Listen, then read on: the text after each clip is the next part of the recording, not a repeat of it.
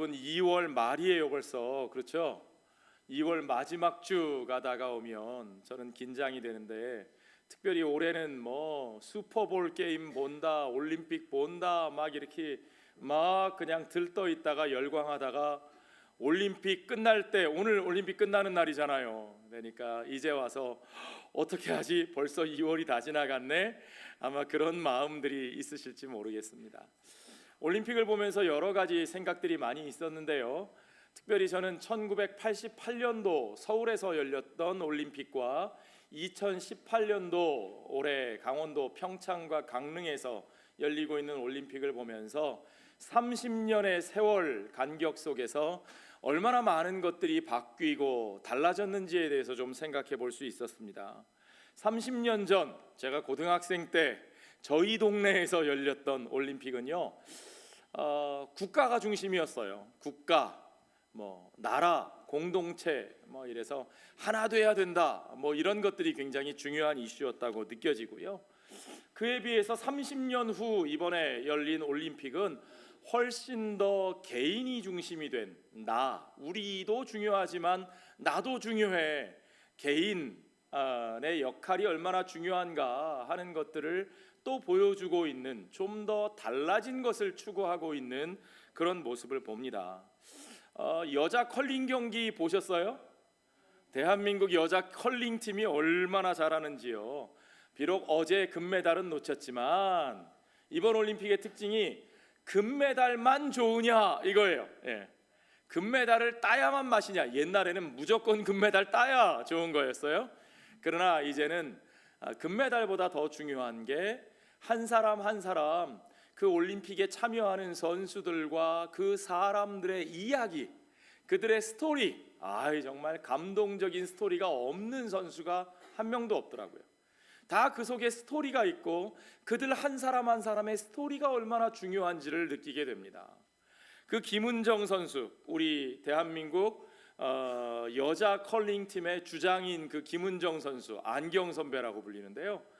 그 선수가 이런 얘기를 했습니다. 예전에 소치올림픽, 4년 전에 소치올림픽에 나가려고 막 노력을 하다가 좌절됐을 때, 떨어졌을 때, 이제 내 인생은 끝인가?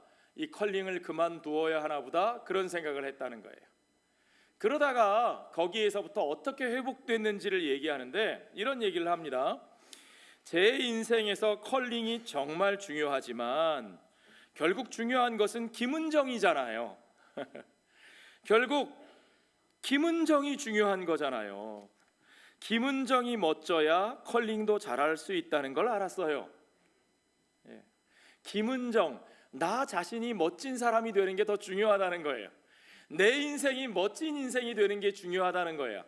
그래야 컬링을 잘하는 것도 가치가 있고, 그래야 컬링을 통해서 국가대표가 되고 뭐 금메달을 따고 뭐 나라의 국위를 선양하고, 그 다음에 그것도 의미가 있다는 거죠. 내 인생의 가치를 발견하지 못하고 내가 얼마나 멋진 사람인지를 느끼지 못하면 나머지 것들이 아무 소용이 없다는 겁니다. 여러분 동의가 되세요? 저는 굉장히 건강한 생각이라고 느껴집니다. 그것이 중요합니다. 예전 같으면요, 언론에서 이런 이야기 잘 안 실어줬어요. 어떻게 인터뷰를 해야 실어줬느냐?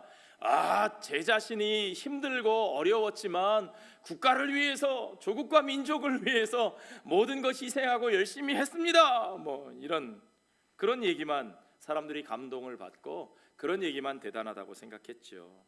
그러나 이제 달라졌다는 거예요.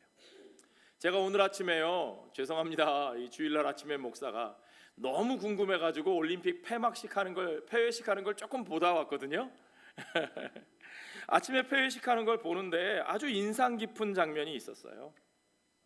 올림픽 폐회식에 아주 중요한 자리에 귀빈처럼 모셔다가 감사의 인사를 전하는 사람들이 있었는데, 그 사람들이 누구였는 줄 아세요?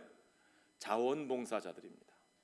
이번 올림픽에 정말 보이지 않는 자리에서 수고했던 자원봉사자들을 폐막식 한가운데로 세워놓고 불러놓고 그들에게 꽃다발을 주고 감사 인사를 하고 모든 관계자들과 관중들이 같이 박수를 치고 환호해주고, 얼마나 멋진지 몰라요.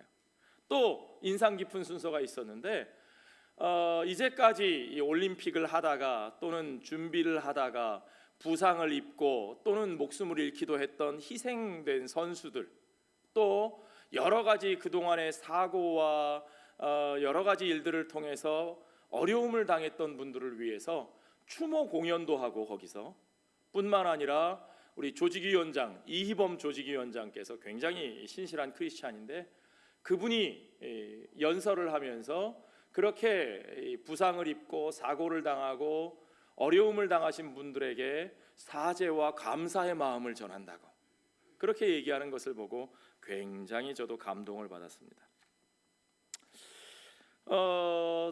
역시 그런 큰 행사에 K-팝이 빠질 수 없잖아요. 요즘 K-팝 가수 CL이라고 하는 2NE1의 멤버였는데, CL이라고 하는 가수가 나와서 노래를 부르는데 88 올림픽 때는 불렀던 노래가 손에 손 잡고 우리 하나 되어 같이 갑시다 뭐 이런 그런 거였는데, 이 CL이라는 가수가 나와서 노래를 부르는데 열광적으로 관중들이 반응합니다.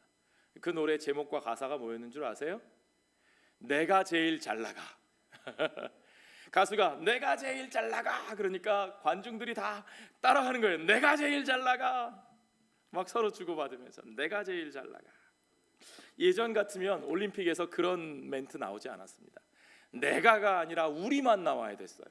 나는 중요하지 않았어요. 나는 안 나왔어요. 그런데 내가 중요해. 내가 가치 있어. 내가 멋있어. 그걸 통해서 우리가 같이 어우러지는 거죠. 와, 무언가 저는 거기서 와닿는 것이 있었습니다.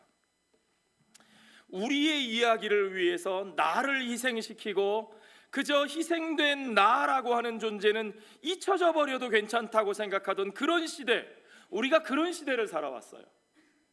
그런데 이제 시대가 달라졌습니다. 이제는 나의 이야기를 통해서 우리의 이야기를 써나가는 거예요. 그렇죠? 나의 이야기가 소중해야 우리의 이야기도 소중해지는 겁니다. 우리의 이야기를 통해서 우리의 정체성이 만들어지고요, 그 우리의 정체성 속에서 나의 삶의 정체성을 우리가 확인하면서 내 삶의 이야기를 또 써내려가는 거예요. 그래서 우리의 정체성이 이루어지는 또 하나의 열매가 바로 나의 삶이 되는 거죠. 우리와 내가, 나와 우리가 건강하게 서로 균형 있게 서로 가치를 확인하고 이루어가는 삶이 중요한 겁니다. 자, 더 중요한 거는 뭐냐면요, 그 정체성, 그렇게 확인한 우리의 정체성, 우리가 누구인가, 우리의 스토리, 그것만을 자랑하고 야, 우리가 이렇게 대단한 사람들이야, 그걸 과시하는 것이 목적이 아닙니다. 과거에는 그게 중요했어요. 우리가 이렇게 대단해요. 1930년대 독일 베를린 올림픽에서 나치가 우리 독일 민족이 얼마나 대단한 사람들인지 보라 이러면서 자기들을 과시하는 수단으로 올림픽을 사용했잖아요. 그 이후로도 올림픽이 수많은 정치적인 목적으로 사용되었어요. 그러나 그것만 중요한 게 아닙니다. 그저 무리짓기, 패거리, 우리 진영 문화, 우리가 대단하다라고 자랑하는 것만 중요한 게 아닙니다. 중요한 건 뭐냐 하면 우리의 이야기, 우리의 정체성이 어떻게 세상에 기여할 것인가, 어떻게 세상을 변화시킬 수 있는가, 보다 보편적인 가치와 그 의미가 중요하다는 거죠. 우리의 이야기가 어떻게 보편적 이야기가 되어서 어떻게 세상을 변화시키고 어떻게 세상 사람들을 복되게 할 것인가, 여러분 그것이 복음의 이야기잖아요. 그것이 성경적인 가치관입니다. 우리의 이야기가 어떻게 세상의 복이 되고 어떻게 세상의 구원이 되느냐 하는 문제, 그것이 여러분, 그것이 성경의 이야기고 그것이 하나님의 백성들의 이야기고요, 그것이 이스라엘 민족주의와 예수 그리스도의 복음이 본질적으로 다른, 그것이 복음 안에서 하나님께서 우리에게 역사하시는 방식이죠. 저는 나름대로 이번 올림픽이 그런 가능성도 보여주었다고 생각합니다. 그저 그냥 우리가 이렇게 대단해, 우리가 잘났어, 그걸 보여주는 것이 아니라 우리 민족의 이야기가 어떻게 전 세계에 기여할 수 있는가, 전 세계 사람들이 그렇게 귀하게 여기는 평화의 문제, 우리가 함께 살아가는 미래를 준비하는 문제에 대해서 우리가 어떤 기여를 할 수 있고 어떤 메시지를 던질 수 있는가? 물론 본질적으로 올림픽이라는 것이 세속적인 행사고 그런 세속적인 어떤 무슨 문화와 과학 기술의 힘을 통해서 우리가 발전만 하면 모든 문제가 해결된다. 저는 거기에는 절대 동의하지 않습니다. 그건 우리의 세계관과 달라요. 그러나 어쨌든 우리가 이번에 세계에 전해준 메시지는 우리의 이야기에만 그치지 않고 함께 나눌 수 있는 보편적인 가치의 문제로, 평화의 문제와 미래에 대한 문제에 대한 그 메시지를 나눌 수 있었다는 것만으로도 저는 나름대로 가치가 있지 않았나 그런 생각을 합니다. 자, 우리는 지금 이스라엘의 이야기를 나누고 있어요. 그렇죠? 하나님의 백성들의 이야기를 나누고 있습니다.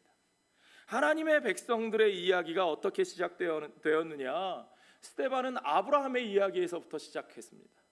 아브라함의 이야기는 무슨 이야기냐? 하나님께서 부르신 하나님의 백성들, 그들의 삶을 통하여 그들을 만민을 위한 복으로, 복의 근원으로, 복의 통로로 하나님이 부르셨다는 거죠. 그 이야기가 아브라함의 이야기입니다. 그러나 하나님께서 부르신 그 부르심의 축복은 고통스러운 나그네의 삶을 지난 후에, 그렇죠? 그 후에 이루시는 하나님, 그냥 모든 것이 쉽게 되는 것이 아니라 그 고통스러운 나그네의 삶을 지난 후에 이루어진다는 이야기를 들었어요. 아브라함과 함께 하나님의 백성 이스라엘의 이야기, 그들의 아이덴티티, 그들의 정체성을 형성하는 또 하나의 중요한 사람은 누구냐? 그가 바로 모세입니다. 모세. 하나님은 모세를 통해서 율법을 주셨습니다. 율법은 하나님의 백성의 삶을 결정하는 거예요. 그렇죠? 그 율법이야말로 바꿀 수 없는 하나님의 뜻이고 그 백성을 향한 하나님의 뜻이고 그들의 삶을 규정짓는, 그들의 삶을 정의하는 하나의 아이덴티티를 보여주는 거죠. 자, 스데반이 지금 왜 잡혀와 있었어요? 왜 공회에 붙들려 와서 거기서 신문을 당하고 있습니까? 그를 정죄하는 자들의 고소하는 죄목이 뭐예요? 그가 율법과 성전을 모독했다. 블레스페미, 신성모독. 율법과 성전을 모독했다는 거죠. 자, 그렇게 정죄받고 있는, 율법을 훼손했다고 정죄되고 있는 그 스데반이 모세의 이야기를 합니다. 그래? 내가 모세의 율법을 파괴했다고? 우리 예수님이 모세의 율법을 파괴했다고? 모세의 이야기를 좀 돌아가 보자. 우리가 그걸 살펴보자. 그러고 있는 거죠. 자, 여러분 한번 들어보십시오. 스데반이 들려주는 모세의 이야기, 그 진짜 의미가 무엇인가? 모세를 통해 하나님께서 역사하신 그 가치가 무엇인가? 그저 우리 민족이 잘났어, 우리는 율법의 사람들이고 너희는 더러운 존재들이야, 그것이냐? 아니라는 거죠. 그 이상의 온 세상을 향한 참된 가치와 참된 구원의 의미가 그 속에 들어있다고 스데반은 말하고 있는 겁니다. 자, 오늘 본문의 17절을 보니까 뭐라고 돼 있어요? 하나님이 아브라함에게 약속하신 무엇이 가까움에? 때가 가까움에. 하나님이 일하실 때가 되었다는 거예요. 때가. 하나님께서 그 백성을 부르셨는데 나그네로 부르셨고 그들에게 자손을 주셨는데 그 자손이 남의 땅에서 종살이하게 하셨고 그리고는 400여 년이 지난 후에 이제야말로 하나님의 때가 되어간다는 겁니다. 그런데 하나님의 때가 되었다고 해서 모든 것이 다 잘 술술 풀려나가느냐? 아니요. 하나님의 때에 대한 징조가 보이긴 보이는데 좋은 징조만 보이느냐? 아니요. 이스라엘 백성들의 숫자가 늘어나는 건 좋은 징조인지 모르겠는데 그렇게 되니까 애굽 왕 바로가 그들을 경계하게 되고 더군다나 요셉을 알지 못하는 바로가 왕위에 올라가면서 그들을 핍박하는데 어느 정도까지 핍박하느냐? 그들을 가혹하게 억압할 뿐만 아니라 이제는 이스라엘 백성의 숫자가 늘어나는 것이 두려워서 이스라엘 백성들 가운데 태어나는 아들들, 아기들을 다 죽이는 일까지 있었다는 거죠. 와, 이스라엘 백성들이 보기에 얼마나 참담하겠습니까? 도대체 어떤 희망도 보이지 않았을 거예요.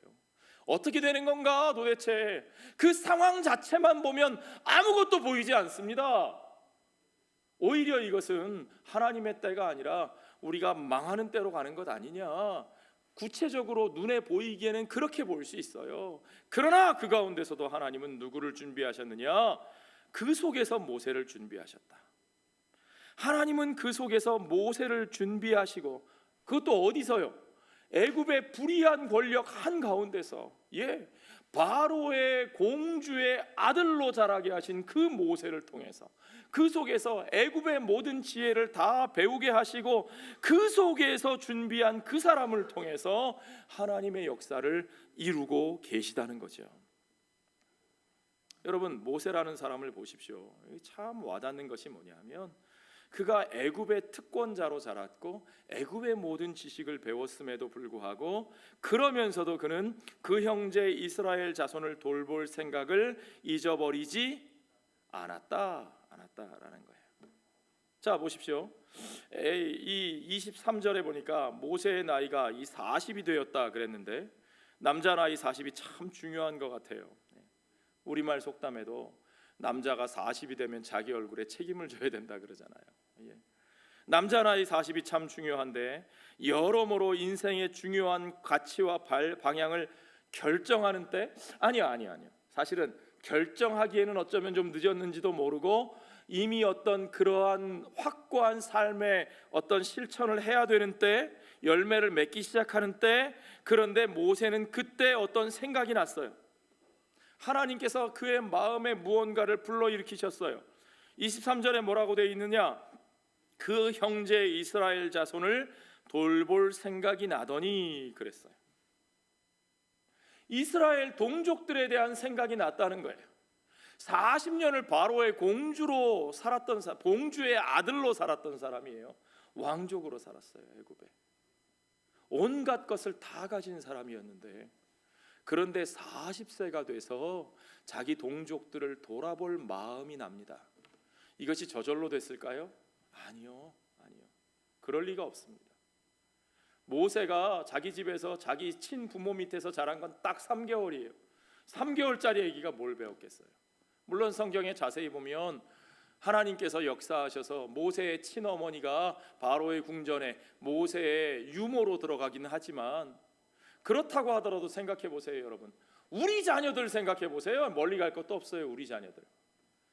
미국의 영향이 커요. 우리가 한국 사람이라고 한국의 영향이 커요, 우리 애들한테. 애굽의 왕자로 자라고 있는 모세에게 자기 친어머니가 유모로 키우면서 동족 얘기를 하고 하나님 얘기를 했으면 얼마나 했겠어요. 그 영향이 얼마나 컸겠어요.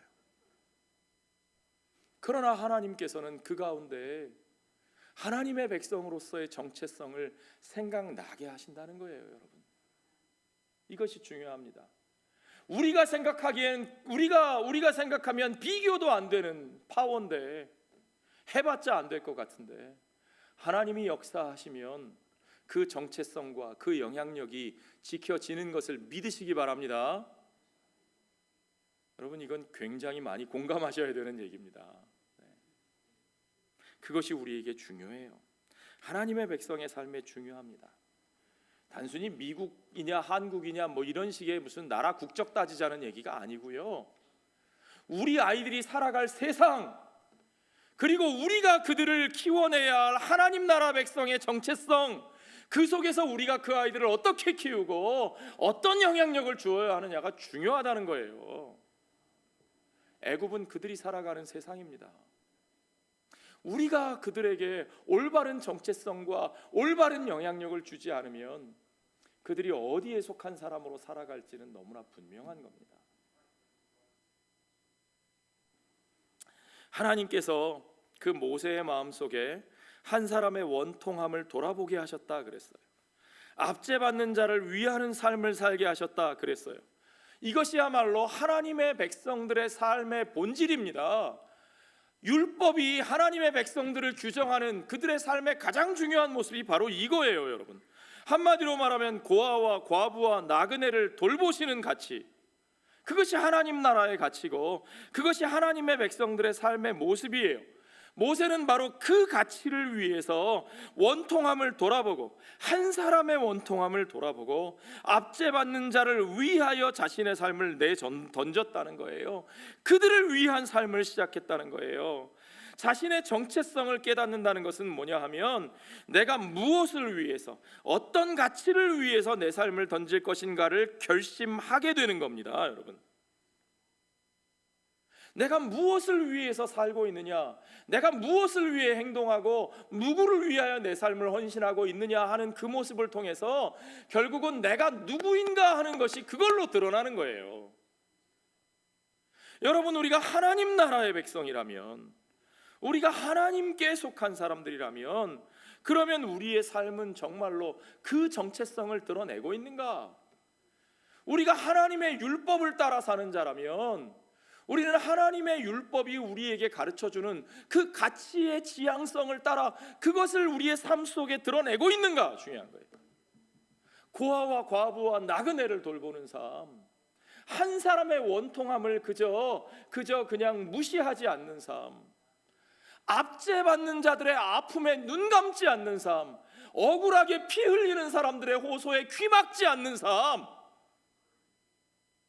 그것이 하나님의 백성의 삶의 정체성입니다. 그 율법의 가치를 따라 살지 않으면서 내가 하나님의 백성이고 내가 율법을 지키는 사람이고 우리에게 속하지 않은 저 사람들은 율법을 모르는 이방인 더러운 자들이고 그렇게 주장한다면 그건 정말로 가식적인 가증스러운 율법주의의 모습이죠. 하나님의 백성의 아이덴티티는 그런 게 아닙니다. 그런데요, 모세가 그렇게 자신을 헌신했음에도 불구하고 그가 위하여 헌신했던 바로 그 동포들, 그 도와주려고 했던 사람들이 그의 선한 뜻을 알아주었느냐? 아니요, 그렇지 않아요. 문제는 세상은 그렇지 않다는 거죠. 모세는 자기 형제를 위해서 선한 의지를 가지고 정말 위험한 일에 나섰지만 그 형제들은 그것을 알아주지도 않았습니다. 세상이 내 생각같이 움직이지 않아요, 여러분. 25절에 보십시오. 그는 그의 형제들이 하나님께서 자기의 손을 통하여 구원해 주시는 것을 깨달으리라고 생각하였으나, 모세도 그렇게 생각했어요.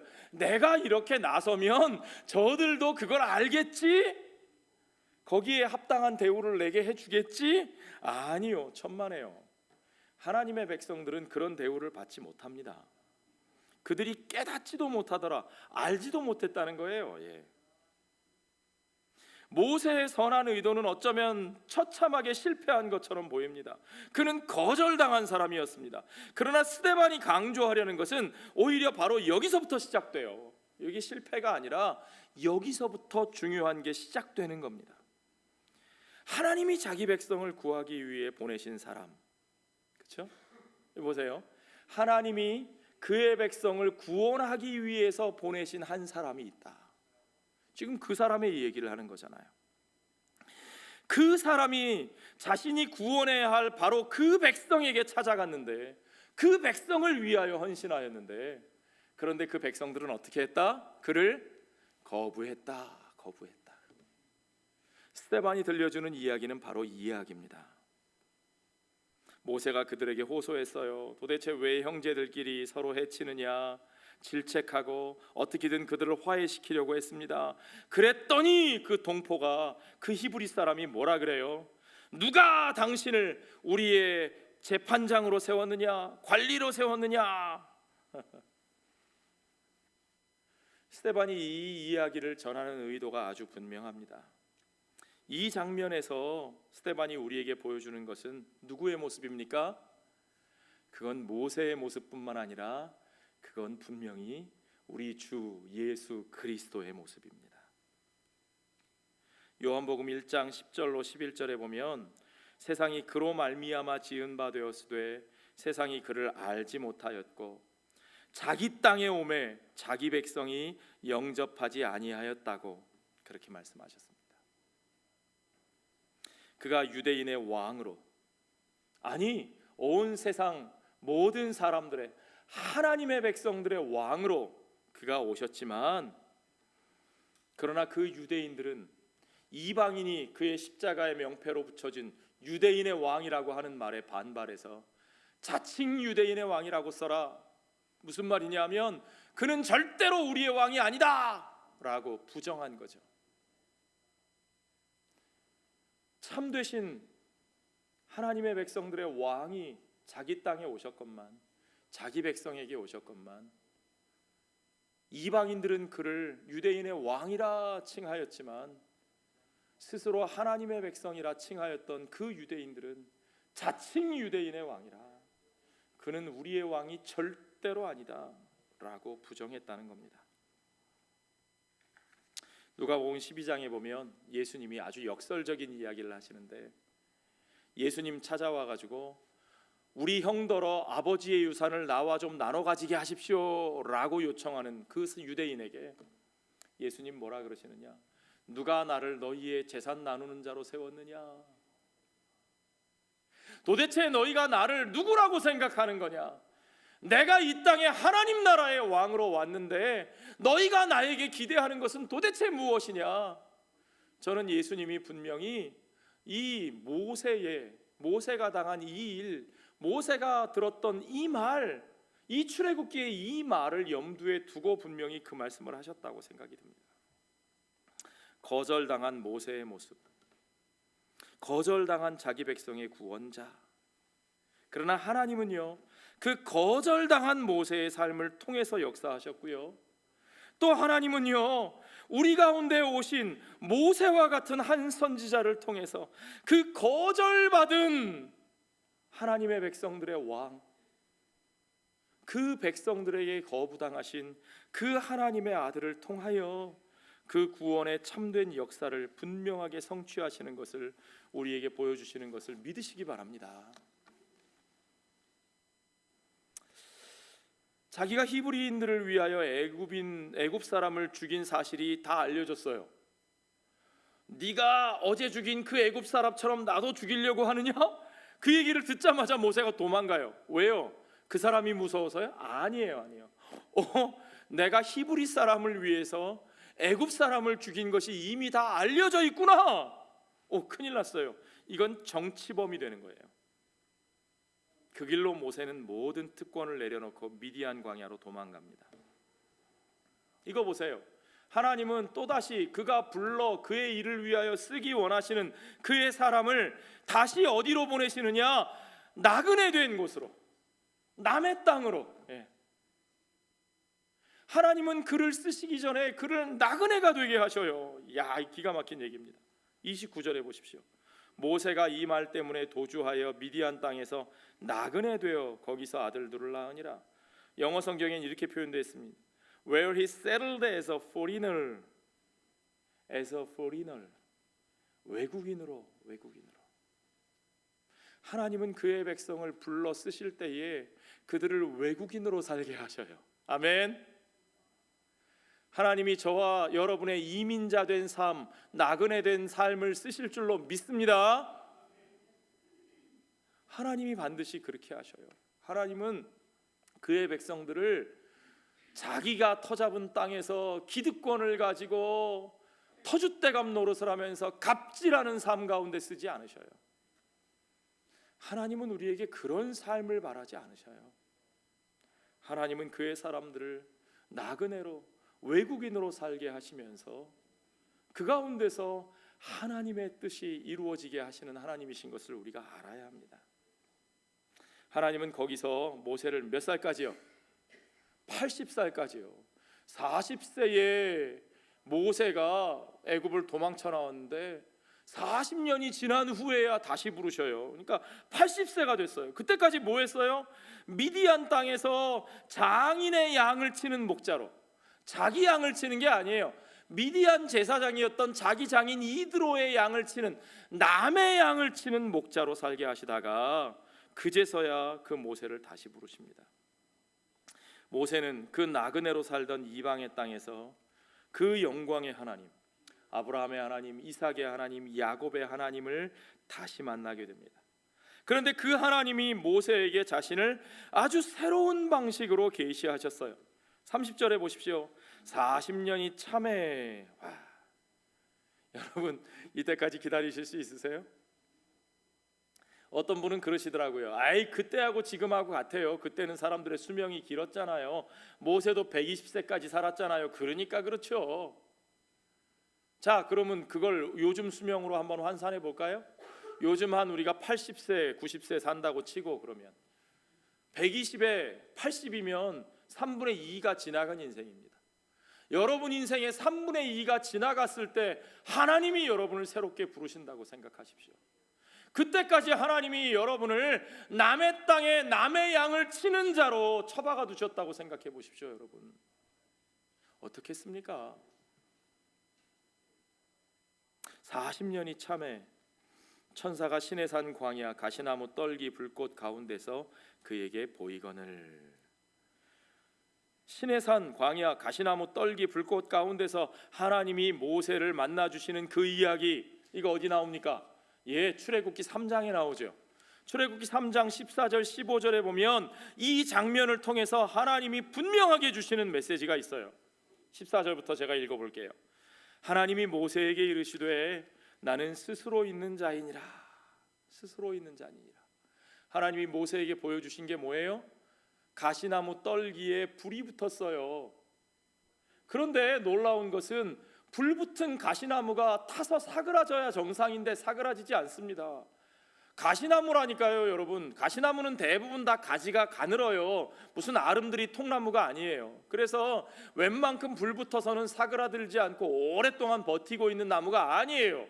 불 붙으면 사그라들어 재가 되어야 하는데 그 나무는 불 붙은 채로 그대로 있습니다.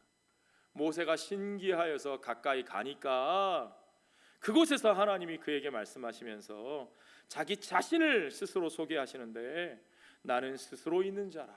스스로 있는 자라.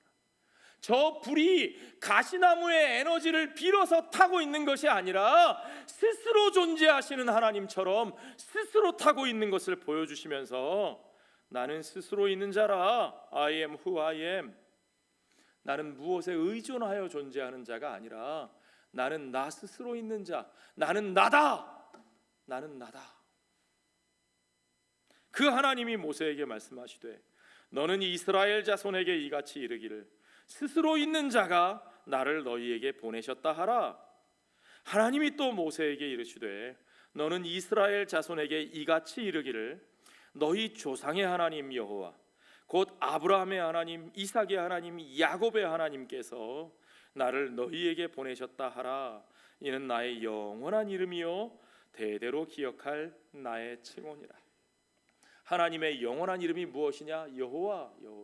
여호와의 뜻이 무엇이냐? 앞절에서 말한 스스로 있는 자, I am who I am.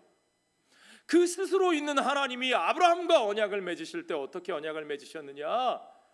그와 맺으실 언약, 그와 맺으신 약속을 성취하시되 그 약속의 맹세의 당사자로 그 스스로 혼자 그 재물 사이를, 쪼개진 재물 사이를 지나가셨던 하나님. 이 맹세를 내가 지키리라, 내가 이루리라. 내가 너희에게 준 그 언약의 약속을 내 스스로 이룰 것이라 말씀하신 그분이 바로 스스로 있는 자의 이름으로 모세 앞에 나타나셔서 이제 내가 그 약속을 이룰 것이라. 이제 내 스스로 내 힘으로 내가 너희를 구원할 것이라. 너희와 맺은 약속을 이룰 것이라고 말씀하고 계시는 거죠. 자, 이 장면을 통해서 스데반이 우리에게 들려주는 메시지는 너무나 분명합니다.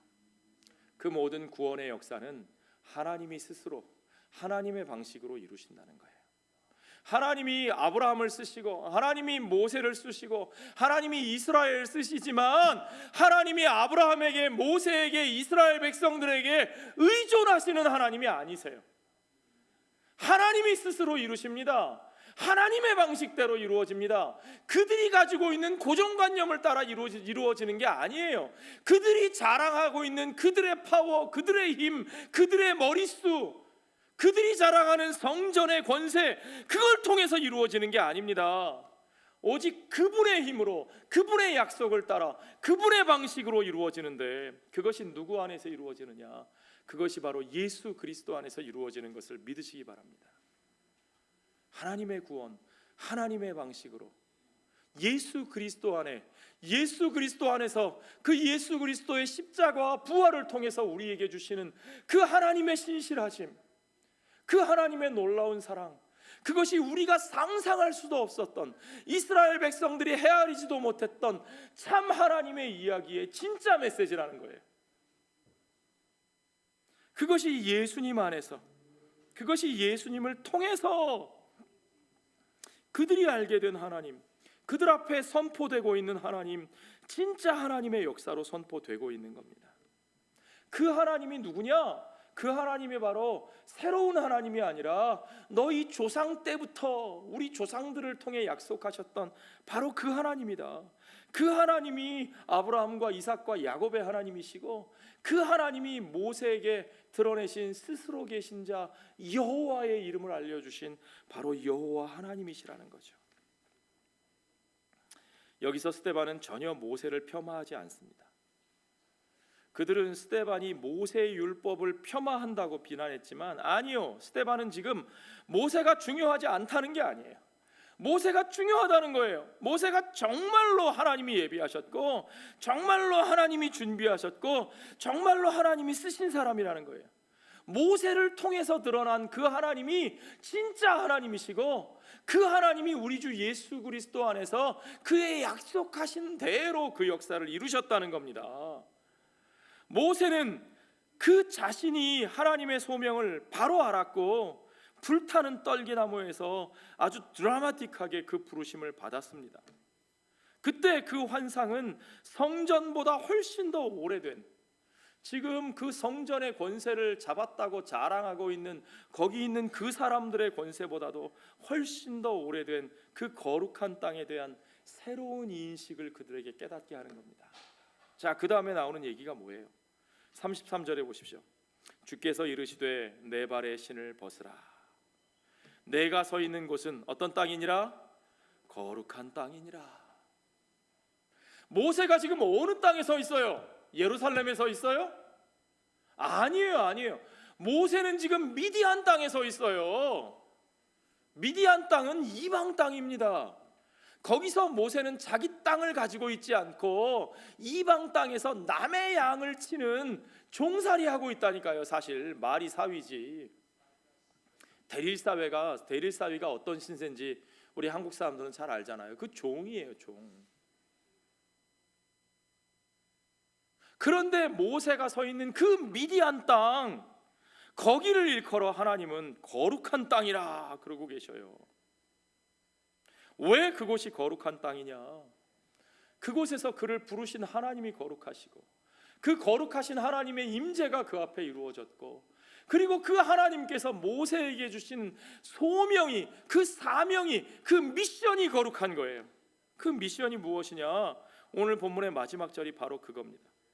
내 백성이 애굽에서 괴로움을 받음을 내가 확실히 보고 그 탄식하는 소리를 듣고 그들을 구원하려고 내려왔노니 이제 내가 너를 애굽으로 보내리라. 우리 하나님이 자기 백성의 탄식을 들으시는 하나님이시오. 그리고 그 탄식하는 그 백성을 위하여 이제 하나님께서 그의 택한 자를 불러 세워 준비시켜 그를 그 백성들 가운데로 보내신다는 겁니다. 아멘. 그 보내시는 하나님이 우리 하나님이세요. 그 보내시는 하나님이 우리 주 예수 그리스도의 하나님이세요. 우리 하나님은 어떤 하나님이시냐? 그는 스스로 계신 하나님이시요, 그는 보내시는 하나님이십니다. Sending God. 그의 아들 예수 그리스도를 이 땅 가운데, 이 땅에서 억압받고 고통받는 그의 백성들을 구원하기 위하여, 그들을 위하여 그의 아들 예수 그리스도, 그가 세우신 메시아를 이 땅에 보내신 하나님, 보내시는 하나님, 선교의 하나님, 미셔널 갓, 우리 하나님이 보내시는 하나님이시요, 그 하나님이 그 보내실 자를 불러 세우신 바로 그 자리, 그의 삶이 서 있는 자리, 그 자리가 거룩한 자리라는 거예요. 그곳이 거룩한 땅이라는 거예요. 그 부르심 앞에 서 있는 그 자리가 거룩한 땅입니다. 그 땅이 내 땅이냐 아니냐가 중요한 것이 아니고, 거기서 내 양이 몇 마리나 되느냐가 중요한 게 아니고, 나를 맞아들일, 내가 찾아가야 할 그 사람들이 얼마나 나를 환영할 것이냐 아니냐가 중요한 게 아니고, 그 하나님이 나와 함께 계시고 내가 그 하나님의 부르심을 받아 그와 함께서 그가 주시는 사명을 확인하고 있는 그 자리, 그 자리가 진정 거룩한 땅인 것을 여러분 믿으시기 바랍니다. 하나님이 자기 백성의 구원자로 그 자신을 드러내시고 그 계획을 실행하시는 그곳이 다 거룩한 땅입니다. 한마디로 말하면 그곳이 성전이라는 거예요. 지금 스데반이 무엇 때문에 지금 신문을 받고 있다고요? 율법과 성전을 모독하였다. 스데반은 모세의 진짜 이야기가 무엇인지를 이야기하면서 또한 이제 성전이 왜 거룩한지에 대해서도 말씀하고 있어요. 그게 중요한 거예요. 이 집이 거룩하다고 말하느냐? 그래, 나도 그렇게 믿는다. 너희가 이 집의 거룩함을 두고 너희들을 높이고 너희의 권세를 내세우느냐? 그러면 도대체 이 집은 왜 거룩한 줄 아느냐? 이 집이 거룩한 진짜 이유를 너희가 아느냐?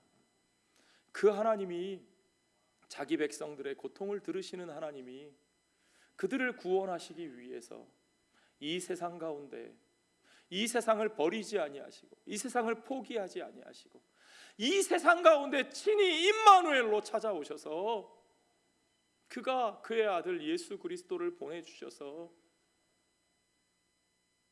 그가 이 땅 가운데 그 아들을 피 흘리게 하시고 그 아들의 사랑을 십자가 안에 드러내시고 그 아들의 생명을 부활의 생명으로 승리의 역사로 드러내시고 그 십자가와 부활의 놀라운 역사를 통하여 이제 그를 배신하였던 사람들, 패약하였던 백성들, 그 모든 백성들을 그 은혜 아래로 불러 그 사랑과 용서와 화해로 하나 되게 하시고 그들을 품어 안으시는 놀라운 하나님의 나라의 역사, 그 하나님의 신실하신 역사가, 그 약속을 이루시는 하나님, 스스로 그 모든 구원을 이루시는 여호와 하나님의 역사가 이루어진다.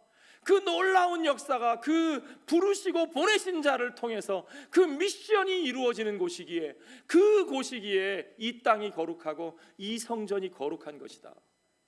너희가 그 일을 위하여 쓰임을 받을 때 너희가 거룩한 백성이요 거룩한 민족이요, 이 집이 그것을 위해 쓰임 받을 때 거룩한 성전인 것이지, 그와 반대되는 일을 위해서 담을 쌓고 나를 높이고 내 마음에 들지 않는 사람, 우리 편이 아닌 사람들을 밀어내고 배제하는 것을 위해서 하나님의 이름과 너희가 서 있는 이 땅, 이 집이 그것을 위해서 쓰여진다면 그것은 이미 거룩한 땅도 아니고 거룩한 성전도 아니라는 거죠. 그래서 수많은 선지자들이 이스라엘을 향해서, 예루살렘 성전을 향해서 뭐라 그랬어요? 너희는 이 집이 하나님의 전이라, 하나님의 전이라, 하나님의 전이라 하는 거짓말을 믿지 말아라. 그 거짓말이라는 거예요. 그 하나님의 이야기가 온전히 전해지지 않고 예수 그리스도 안에서 온전히 이루어지는 그 하나님의 사랑의 이야기가 선포되지 않았을 때 우리들의 이야기가 그저 우리들만을 위한 이야기로 끝나버리고 온 세상을 위한 하나님의 이야기로 나아가지 못할 때 우리가 사는 땅은 거룩한 땅도 아니고 우리들이 성전이라 하는 곳은 하나님의 성전이 될 수 없다는 거죠. 우리는 어떤 사람으로 살고 있습니까? 우리가 예배하는 이 자리는 과연 거룩한 땅입니까? 우리가 서 있는 삶의 자리는 거룩한 땅입니까? 우리는 거룩한 하나님의 백성으로 부르심을 받아 하나님이 이루고자 하시는 예수 그리스도의 이야기 속으로 나아가고 있습니까? 그것이 저와 여러분의 삶의 이야기, 우리들의 이야기뿐만 아니라 온 세상을 향한 하나님의 이야기로 열매 맺고 있습니까? 오늘 그 이야기 안에서 우리를 부르신 선교적인 하나님, 선교의 하나님, 미셔널 갓, 선교의 하나님, 우리와 함께 계시는 하나님, 그 백성의 압제와 고통을 들으시는 하나님, 이 땅에 압제당하는 그 모든 고아와 나그네와 과부와 그 모든 이방인들까지 품어 안고 그들 가운데 온전한 복의 근원으로 열방을 향한 하나님의 빛으로 예수 그리스도의 몸된 하나님의 교회가, 그와 하나 된 우리들의 삶이 그 속에서 온전히 그 하나님의 이야기로 열매 맺고 그 하나님의 이야기로 드러나고 증거되고 전파되는 역사가 일어나기를, 그리하여 저와 여러분이 서 있는 모든 자리가, 우리의 삶의 모든 자리가 진정으로 거룩한 땅이 되기를 주의 이름으로 축원합니다. 기도하겠습니다. 아버지 하나님 감사합니다. 온전히 이 이스라엘의 이야기가 우리들의 이야기가 되게 하시고, 우리들의 삶의 이야기가 참으로 온 세상 가운데 세상의 복으로, 세상의 빛으로 우리를 보내시는 하나님의 이야기, 예수 그리스도 안에서 하나님의 백성들의 이야기로 열매 맺게 하여 주시옵소서. 그 이야기와 반대되는 삶을 살면서 우리가 하나님의 백성이라, 우리가 세운 집이 하나님의 성전이라 주장하는 어리석은 자들 되지 않게 하여 주시고, 오직 우리의 삶이 이 하나님의 이야기 안에서, 예수 그리스도의 생명의 이야기 안에서 참된 하나님의 성전으로 세워지는 우리의 삶의 모든 자리가 하나님의 거룩한 땅으로 구별되는 역사가 우리 가운데, 우리의 삶 가운데, 우리의 가정과 교회와 우리가 살아가는 모든 영역 속에서 이루어지게 하여 주시옵소서. 모든 것을 주께 감사드리며 예수님 거룩하신 이름 받들어 기도하옵나이다.